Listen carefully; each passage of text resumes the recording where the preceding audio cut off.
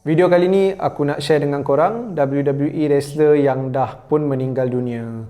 First kali yang paling baru terjadi pada bulan Mei hari tu adalah Shad Gaspard. Kata kalau korang dah lama tak lain wrestling ke apa ke, Shad Gaspard ni boleh dikenali sebagai salah seorang member kepada kumpulan Crime Time. Yo, yo, yo, yo, Shad Gaspard and JTG, it's crime time. Sedikit fakta juga, kata kalau korang main God of War yang paling baru dekat PS4 ni, model God of War tu sendiri, Kratos tu, dia ambil motion capture daripada badan Shad Gaspard ni lah. Dan macam mana Shad Gaspard ni meninggal dunia, time tu dia dengan anak dia tengah berenang dekat laut, dan time tu ombak pun bertalu, penyelamat datang. Apa yang dia minta untuk selamatkan anak dia dulu, baru selamatkan dia. Bila anak dia dah diselamatkan, time tu ombak jadi makin kuat, pasukan kecemasan macam terpaksa lari sikit daripada ombak. Bila pergi balik tengok Shad Gaspard dah tak ada. Dan sehari lepas tu badan dia ditemui dekat tepi pantai dan dia disahkan meninggal dunia. Viscera ataupun Big Daddy V, perlawanan terakhir dia lawan dengan CM Punk pada tahun 2008. Dia meninggal dunia pada tahun 2014 disebabkan heart attack,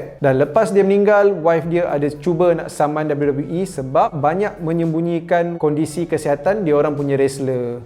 Owen Hart, salah satu kematian yang agak tragik. Time tu dekat pay-per-view Over the Edge, Owen Hart ni dah berapa event sebelum tu dia digantung daripada tempat tinggi, lepas tu dia akan landing ke gelanggang. Yang gantung dia tu malfunction, jadi dia jatuh 24 meter ke bawah. Dia mengalami internal bleeding. Bila dibawa ke hospital, dia disahkan meninggal dunia. Walaupun dia meninggal dunia, pay-per-view Over the Edge tu tetap diteruskan juga. Big Boss Man, salah satu nama yang agak famous dalam industri wrestling, kalah dengan Tommy Dreamer pada tahun 2002, perlawanan terakhir dia dekat WWE. 2003 dia dilepaskan oleh WWE dan 2004 dia meninggal dunia. Chyna, wrestler perempuan yang ramai gila orang kenal. Chyna last kita nampak dia pada Judgment Day 2001. Dia lawan dengan Lita untuk Women's Champion dan dia menang match tu, tapi dia tak sign kontrak baru dengan WWE. WWE biarkan expired sebabnya time tu dia minta bayaran 1 juta untuk tempoh setahun, tapi WWE offer 400,000 je setahun. Pada tahun 2016 Chyna ditemui mati dekat bilik dia,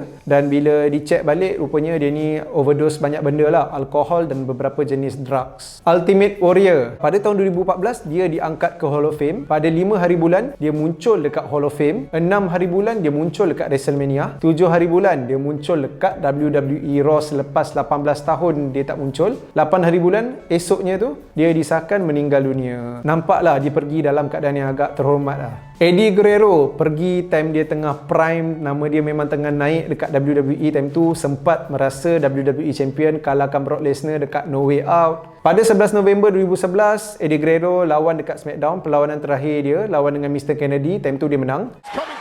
Coming to here. What the hell? And he just tossed the evidence to Kennedy. This is classic Eddie. Oh my God.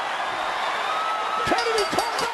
Tapi 2 hari lepas tu, 13 November, dia ditemui collapse dekat bilik air dia, pegang berus gigi, disahkan meninggal dunia dekat situ juga disebabkan heart failure. Dan last kali yang paling kontroversi adalah Chris Benoit. Chris Benoit, dia patutnya jumpa dengan CM Punk dekat Vengeance, tapi dekat pay-per-view Vengeance dia tak muncul. Dia digantikan dengan John Morrison, dan dalam match tu John Morrison menang lawan CM Punk, jadi the new ECW World Champion. Bila dia dah tak muncul dekat Vengeance, WWE punya team ni, diorang dah mula kuatir apa yang jadi kat Benoit. Diorang panggil polis untuk pergi ke rumah Benoit, dan time polis pergi pada 25 hari bulan, sehari lepas Vengeance, Benoit, anak dia dan juga isteri dia ditemui matilah. Dan siasatan mendapati Benoit dah bunuh anak dia dulu, dah bunuh isteri dia dulu, baru dia bunuh diri dia sendiri. Disebabkan benda yang dia buat ni dah dikonsider jenayah, hingga ke hari ni Benoit dah pun tak di-mention dalam mana-mana rancangan WWE, dan ramai nak dia diangkat ke Hall of Fame. Tapi kalau tanya aku, banyak pendapat lah kat sini. Mungkin ada yang setuju